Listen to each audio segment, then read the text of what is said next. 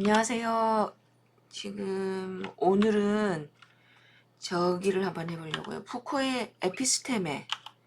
이걸 푸코 에피스테메 제가 이제 과학 논술 책에서 담론 푸코를 모르고는 대한민국 1990년대 그 87항쟁 이후 대한민국을 이해하기 어렵다라고도 얘기합니다. 물론 우리나라뿐만이 아니고 그 여러 가지 푸코가 만들어낸 말들 많죠. 담론이란 말도 그렇고 지금 오늘 소개할 에피스테메도 그렇고. 그래서 저희는 이제 과학이니까 과학에서 저희는 이제 패러다임이라는 용어 굉장히 익숙하시죠. 쿤이 만들어낸 패러디그매틱에서 보시다시피 어떻게 말씀드릴까요? 전범, 규범, 그렇게 볼 수 있고, 질적 연구에서 이제 패러다임 그러면은 존재론, 인식론, 방법론, 가치론 이런 걸 모든 것을 포함하는 걸로 일종의 월드뷰, 세상을 보는 관점이라고도 말씀드렸는데, 이제 자연과학에서 과학 철학에서 패러다임이 있다면 사회과학에서 푸코의 에피스템의 개념을 알아두시면 좋을 것 같습니다. 에피스테메는 어원학적으로는 인식론이라고 하는 에피스테몰로지의 어근이 되는 단어죠. 그래서 이제 과학 논술 책을 보셔도 되고, 오늘은 에피스테메를 다른 버전으로 한번 말씀드려 볼게요. 푸코의 에피스테메라는 용어는 푸코가 말과 사물, 푸코의 박사학위 논문일 거예요. 말하고 사물, 말하고 사물하고 어떻게 보면 세상은 두 개죠. 칸트가 분리시켜놨다 뭐 이렇게도 얘기하는데, 물 자체, 리얼리티, 대상이 있고요. 우리 사물이라고 부르시는 거, 사물. 그 다음에 뭐가 있으세요? 말. 이제 인식이 있죠. 인식. 사물이 있고 뭘 알았다라고 하는 말이 있고, 근데 그 사이에 뭐가 있냐면 알미라는 거, 이미지가 있죠. 이미지. 다시 할게요. 물 자체 밖에 외부 사물, 오브젝트 또는 물 자체, 사물 세계가 있고요. 근데 그걸 우리가 이제 알잖아요. 지식, 알미다, 뭐 날리지, 노잉, 뭐 인식론으로 연결되는데, 물 자체를 우리가 어떻게 알게 될까요? 예를 들어서 핸드폰 또는 뭐 볼펜, 또 뭐 있으세요? 안경 이렇게 해보세요. 그럼 저희가 그거를 안경 이렇게 하면은 떠오르는 이미지 있죠. 그래서 원래는 밖에 안경이 있고, 어떤 안경이 있죠. 지금 제가 쓰고 있는 안경, 아니면은 사람도 떠올려 보세요. 곽영순, 저 있잖아요. 이렇게 물자체가 있고, 그거를 곽영순이라고 언어화 하시죠. 근데 이게 과정을 한번 밟아보면 그 물건을 가지고 이렇게 떠올려요. 뭐를 떠올리시죠? 그게 이미지예요. 철학 용어로는 시뮬레이션에서 시뮬라시옹이라 그래서 그 이미지, 시뮬레이션의 그거. 그 사이에 뭐가 있냐면, 그 이미지를 내 눈앞에 이렇게 세워요. 그거를 이렇게 2성, 5성이 가서 찰칵! 이거 안경. 그러니까 보세요. 처음에 물 자체가 있고, 그거를 내 앞에 세우죠. 리프레젠테이션. 표상이 있고, 근데 거기다가 개념으로 덮어 씌우는 거예요. 그래서 다시 추적을 해보면 물 자체, 그러다가 내 앞에 뭘 세우죠. 뭐를 세우고 이렇게 이미지화 하죠. 근데 거기다 대고 안경이라고 찰칵 개념으로 뒤집어 씌운다고요. 그래서 이게 물 자체에서 대상에서 언어로 가는 과정에서 뭐라고 얘기하냐면, 대상을 리플레이스먼트, 죽여야 개념이 생긴다 이렇게 얘기하거든요. 그래서 오늘은 그 얘기를 하려는 게 아니고, 그렇게 해서 이미지 하기 전에, 그럼 우리가 안다라고 할 때 어떤 시대를 지배하는 무의식적인 인식의 틀거리, 그게 시대마다 달랐대요. 그러니까는 우리 인류가 이제 자연 상태에서 문화 상태로 넘어오잖아요. 그래서 집단 무의식이 있다 그럽니다. 인간에게는 문화 뒤에 집단 무의식이 있다. 그래서 어떨 때는 그 집단 무의식을 알매 인간이 뭔가 인식작용을 할 때 우리는 모르지만 우리 뒤에 버티고 서 있는 집단 무의식을 에피스테메라고 푸코가 불렀거든요. 그래서 여기 한번 읽어볼게요. 역사적으로 형성된 무의식의 층, 인간 지식 알을 형성하는 토대 역할을 하는 거다. 그래서 인식의 메커니즘이다라고 얘기해요. 그래서 특정 시대 우리가 사물을 인식하는 방식이 시대마다 달랐대요. 그래서 추적해 볼게요. 처음에 이제 푸코가 지식의 고고학이라 부르거든요. 왜 고고학이라 부르냐면 지구과학 하시는 분들은 지층 있잖아요. 지층. 표면만 봐서는 모르고 파고 들어가다 보면 그게 이제 표면에 이렇게 드러나는데 그게 어떤 층이 켜켜이 이렇게 쌓여 있잖아요. 그래서 그 층들을 한번 덜어내보자. 이렇게 들추어 보면은 여기는 있던 지층이 있고 그 밑에 이런 지층이 있고 그렇게 한번 밑으로 들어가 보는 그렇게 문화를 추적해 들어가는 지식의 고고학이라고 하는데 첫 번째 에피스테메로 추적된 게 뭐냐면 르네상스 시대의 에피스테메예요. 16세기 닮았다라고 인식했대요. 그러니까 뭐 그때 익숙하시죠? 호두 보면 이렇게 저희 두뇌에 주름 잡힌 거랑 비슷하잖아요. 그래서 호두 먹으면 뭐 머리 좋아진다. 결명자 이렇게 반짝반짝 하잖아요. 눈동자처럼. 그래서 그거로 차 끓여 먹으면 눈 좋아진다. 뭐 그렇게 할 때. 그래서 그걸 resemblance, 닮았다라고 하는 닮음의 에피스테메라고 불러요. 유사성의 에피스테메. 그래서 뭐 아버지랑 아들이랑 닮았다라고 얘기할 때. 그때 요 유사성의 에피스테메 르네상스 시대에는 모든 사람들이 그렇게 인식했대요. 무지개가 왜 7개가 됐는지 아시죠? 행성이 7개라서 이게 닮았다 그 닮음의 논리로 추론한 거라 그러거든요. 그러면은 요렇게 인식했던 대표적인 사람, 다시 말하면 르네상스 시대의 에피스테메를 갖고 있었고 17세기 고전주의 에피스테메로 넘어오지 못한 사람이 누구냐면 돈키호테예요. 돈키호테는 예를 들어서 누가 지나가는 이렇게 뭐 그 사람 보고 공주 그럼 진짜 프린세스인 줄 알았던 거예요. 그 이름이 곧 그 자체, 사물 자체다. 그러니까 똑같다고요. 이렇게 매칭. 그래서 짝 짓는 거 똑같다. 이렇게 봤다는 거죠. 그래서 그 당시에는 그 기호 말에 주목은 안 했지만 밖에 있는 거하고 우리 머릿속에 있는 거하고 똑같다. 이렇게 그렇게 생각했던 시대가 있었고요. 근데 이게 17세기 넘어오면서 바뀌어요. 그래서 푸코가 말과 사물이라는 자기 책을 뭘로 시작하냐면 요걸로 시작해요. 벨라스케스의 시녀들이라는 그림으로. 벨라스케스라는 스페인 화가죠. 이 그림에 대한 설명은 이렇게 패러디한 것도 있고 뭐 다르게 그린 것도 있고 굉장히 많아요.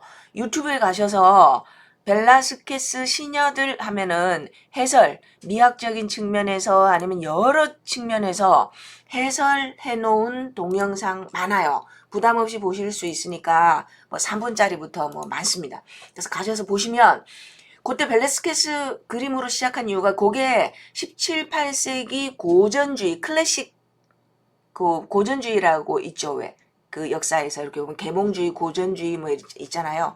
고전주의 에피스테메를 대표하는 건데 그때는 재현의 에피스테메. 이건 뭐냐면요. 그 시대에는 그 사물이 곧 말이었죠. 여기 요렇게 진술되어 있습니다. 보시면 르네상스 시대의 에피스테메는 말 그게 바로 사물이었어요. 그러니까 가장 제 영혼에 어울리는 게 제 이름이라고 믿었던 거죠. 그때는. 그러니까 하나님이 아다마라고 부를 때 아니면은 뭐야라고 부를 때 그때는 사물 이꼴 말이었잖아요. 근데 이게 고전주의라고 다 하면은 아까 벨라스케스 시녀들에 오면은 표상으로 바뀌어요. 표상. 표상이 아까 뭐라 그랬죠? 사물을 가지고 제가 뭔가 머릿속에 떠올리죠. 왜냐면 예를 들어서 제가 컴퓨터를 생각한다고 해보세요. 컴퓨터가 제 머릿속에 사물 자체가 머릿속에 들어올 수는 없잖아요. 비집고 못 들어오죠. 그래서 제 머릿속에 들어오는 건 뭐예요? 내 머릿속에 뭔가를 세워요. 그 리프레젠테이션이 원래 독일말로 뭐냐면 앞에 세운다는 뜻이에요. 누구 앞에? 오성 앞에.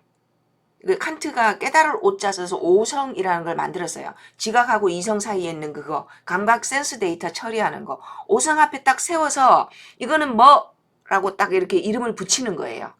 그게 재현이에요. 재현, 리프레젠테이션 뭔가를 사물 자체를 그대로 못 가지고 오니까 앞에 재가공해서 앞에 세워요. 그래서 이거는 뭐, 이거는 안경, 이거는 컴퓨터, 이거는 웹캠 이런 식으로. 그럼 재현을 한다 그러면 더 닮고 덜 닮고가 있겠죠. 그러니까 아빠를 닮았는데 애들이 여러 명이 있고 엄마 아빠 닮잖아요. 엄마를 닮았는데 예를 들어서 큰애가 둘째보다 엄마를 더 많이 닮았어. 그게 고전주의 시대에 인간이 했던 게 뭐냐면 분류학이에요. 분류학. 그래서 고전주의 시대에는 더 닮았다 덜 닮았다에 따라서 무슨 기준이 있겠죠. 기준을 세워놓고 사물도 분류하고 식물도 분류하고 원소도 분류하고. 그 사람의 자리는 뭐예요? 르네상스 시대에는 하나님을 닮은 그런 에피스테메였죠. 중세니까 신의 시대, 종교의 시대. 근데 이제 고전 시대 오면 어떻게 돼요? 인간의 역할은 어떤 분류 체계에 따라서 더 인간적인, 덜 인간적인 뭐 그렇게 볼 수도 있을 것 같고 그냥 분류하는 하나의 행위자인 거예요. 행위자. 인간 그 자체의 고유한 의미가 있다기보다는 그러니까 뭐 더 이성적이고 덜 이성적이고 이런 식으로 분류. 그래서 르네상스하고 고전주의 에피스테메의 차이점은 어떻게 얘기할 수 있을까요? 르네상스 시대에는 말이 사물이었어요. 근데 지금은 이제 고전주의 시대는요. 말은 생각을 나타내는 거죠. 생각, 우리 생각.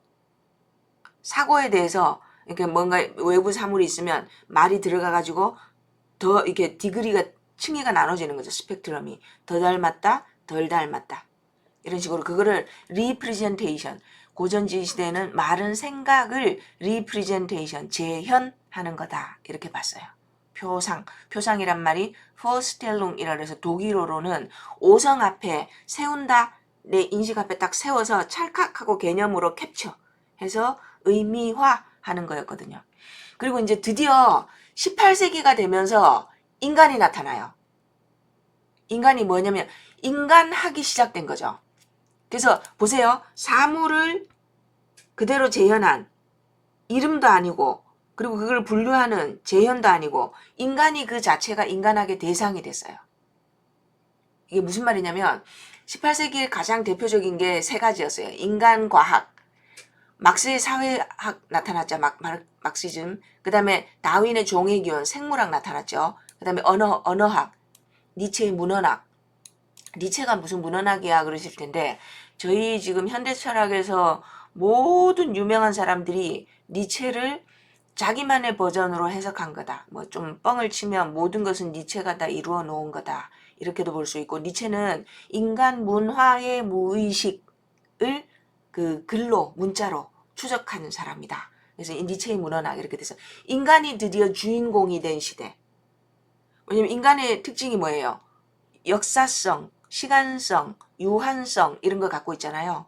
그래서 인간을 중심으로 모든 세상을 보기 시작했어요.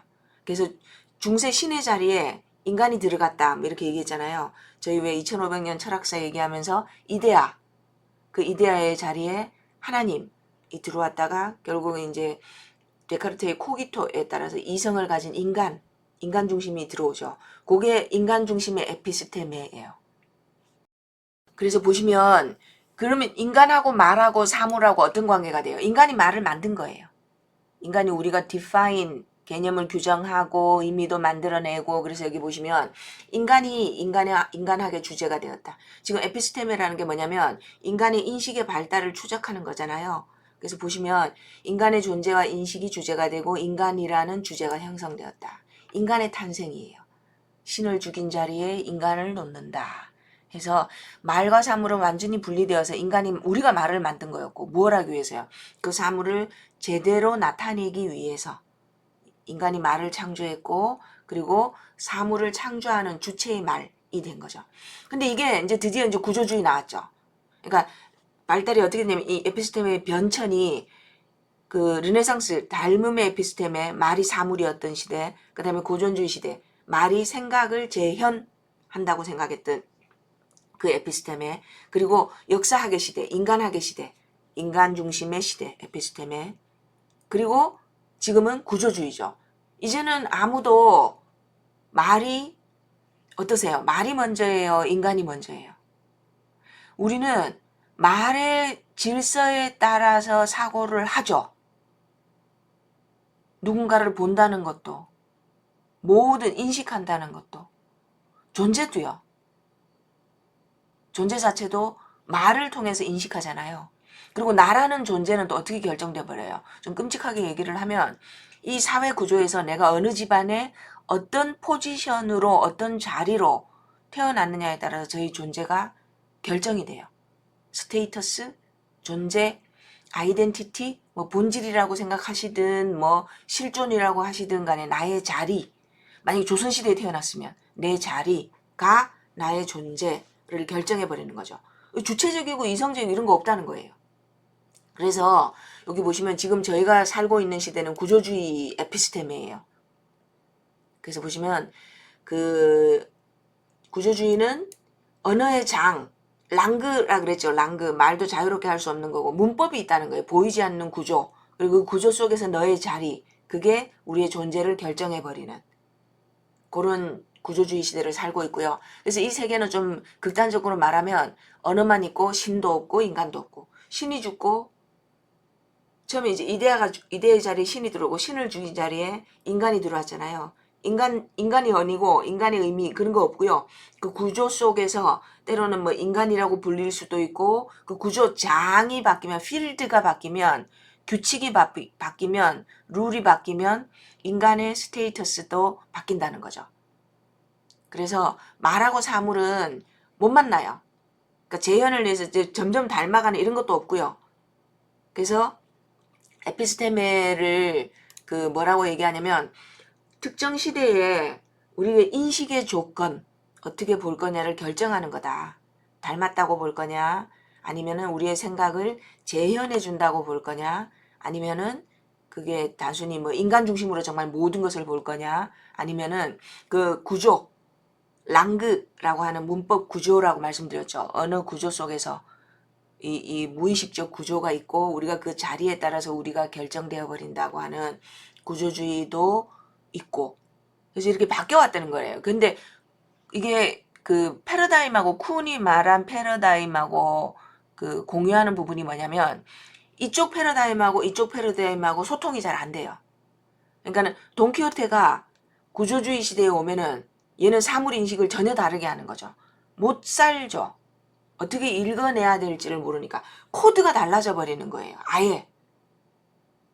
그죠? 그래서 그 단절이 있다라고 얘기해요. 에피스테메와 에피스테메 사이에는 이게 왜냐면 소통이 안 된다. 영원히 건널 수 없는 단절. 이렇게 분리된다. 소통이 안 된다. 이렇게 얘기하고요. 그래서 보시면 에피스테메는 특정 시대의 지식을 결정한다. 그리고 우리의 인식을 가능하게 하는 전제 조건이 돼요. 이렇게 그 모든 것을 가능케 하는 밑바탕이 되는 거죠. 그래서 에피스테메에 의해서 담론이 결정돼요. 그러니까 특정 재현의 에피스테메 안에서 가능한 담론. 담론이란 말도 푸코가 그 자기만의 독특한 의미로 사용하는데요. 디스코스라고 표현하고요. 제도권의 언어를 말한다라고 돼 있죠. 근데 어떤 담론은 에피스테메 안에서 가능한 거예요.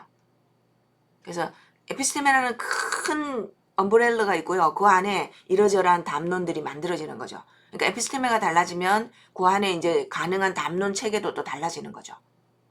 그래서 보시면 푸코는 뭐라 그러냐면 담론은 제도권의 언어를 말하는데 이게 어떻게 형성되고 어떻게 발달되어 왔는지 그거를 추적한다 이렇게 얘기하거든요. 그러면 지금 저희가 쓰고 있는 그 이성의 담론 또는 뭐 미의 담론, 예쁘다라는 담론이 저희가 지금 굉장히 예컨대 여성의 얼굴을 보면 굉장히 서구화돼 있죠. 근데 이게 미에 대한 담론도 점점 달라져 왔잖아요.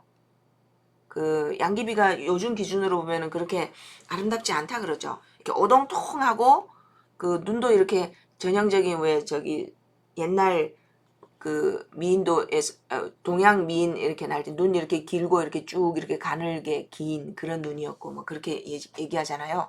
그래서 그게 그 담론이 미에 대한 담론이 달라져 왔다 이렇게 얘기하거든요. 그러면 우등생 담론 한번 해볼까요? 누가 우등생일까? 그것도 시대마다 달라요. 예전에 어떻게 말씀드려볼까요? 한 70년대 60년대 공부 잘하는 우등생하고요. 지금 우등생 달라요. 영재의 개념도 바뀌겠죠. 이제 세월 가면서. 그래서 어떤 담론에 들어가 있느냐에 따라서 달라지는 거죠. 만약에 어떻게 얘기해 볼까요? 이성적인 인간이다. 아니면 천재 담론 이런 거 영재 담론 한번 해볼까요? 어떤 게 영재였죠? 시대마다 다르죠. 그래서 푸코는 뭐라 그러냐면 어떤 담론이 주류 담론이 된다는 거는 그 억압의 흔적이 있다 그렇게 얘기해요. 누군가는 이게 비주류는 다 죽인 거예요. 그리고 그게 주류로 이렇게 우뚝 서는 거죠. 그리고 그게 일단 주류 담론이 되고 나면 거기서 조금 어긋나게 얘기하거나 반론을 제기하거나 거기와 다르게 사고하면 좀 이상하게 대접받죠. 네. 예를 들어서 중세 기독교가 주류 담론일 때 다른 종교를 얘기하거나 칼이냐 이렇게 뭐냐 이렇게 선택하라 이렇게 나오고 십자군 전쟁도 나오고 막 그랬었잖아요. 그래서 담론이라는 거. 기독교 담론으로 볼 때 불교 담론은 어떻게 보일 수 있거든요. 그러니까 역으로도 생각해 볼 수 있고요. 그래서 그 담론, 제도권의 언어고요. 그리고 어떤 담론이 담론이 우세하다 또는 주류 담론이다. 그 담론에 따라서 모든 사람들이 사고한다라는 거는 어떤가 그거에 반대되는 자잘한 다른 담론들을 다 억압하고 무너뜨리고 죽인 위에 형성된 담론이라는 거죠. 그래서 푸코는 항상 뭐를 봤냐면 지배자들이 자기들이 보기에 좋은 담론, 유리한 담론을 주류 담론으로 만들어 왔다 이렇게 보거든요. 그래서 각 시대마다 담론은 다르게 형성되는데 이 형성하는 주체가 권력을 가진 그 권력층, 사회 지배층이었다는 거죠. 옛날에는 귀족이라고 불렸던 그 주류층인 거죠. 그래서 형성 과정에는 항상 억압과 지배자들의 폭력이 있었다. 정상 비정상 구분하는 것도 지배자가 누가 권력을 질까요? 예전에는 세습이었죠. 왕권이라고 불릴 때. 그리고 철인 정치 이런 것도 있었어요. 철학자들이 정치 다스려야 된다. 백성들을 다스려야 된다. 이런 것도 있었고. 또 여러 가지 정치 체제가 있었잖아요. 근데 그 권력자가 누구일까? 그들이 유리한 것을 지배적인 담론으로 만들었고 거기에 기대어 살도록 했고 그렇게 만들었대요. 그래서 제도적 담론의 배후에는 폭력과 억압의 역사가 있다. 이렇게. 그리고 정상도 비정상으로 만들어버리는 거죠. 그래서 푸코가 왜 이렇게 담론이나 권력에 초점을 뒀냐면 자기 스스로 60년대, 50년대 그 당시에 동성연애자였거든요. 동성애자. 동성애자가 왜 비정상일까? 그러니까 지배 담론에서 동성애를 정상으로 인정해서 좋을 게 없었다는 거죠. 그래서 이제 그걸 파헤치고 들어가요. 그리고 에피스테메는 제도의 지배자가 보기에 좋다는 것에 따라서 형성된 거고 피지배자들은 그에 복종하며 살아간다 이렇게 얘기하거든요. 그래서 이제 마지막으로 지금 우리 시대 2020년의 에피스테메는 뭘까요? 그러니까 르네상스부터 15세기 중세부터 쭉 봤잖아요.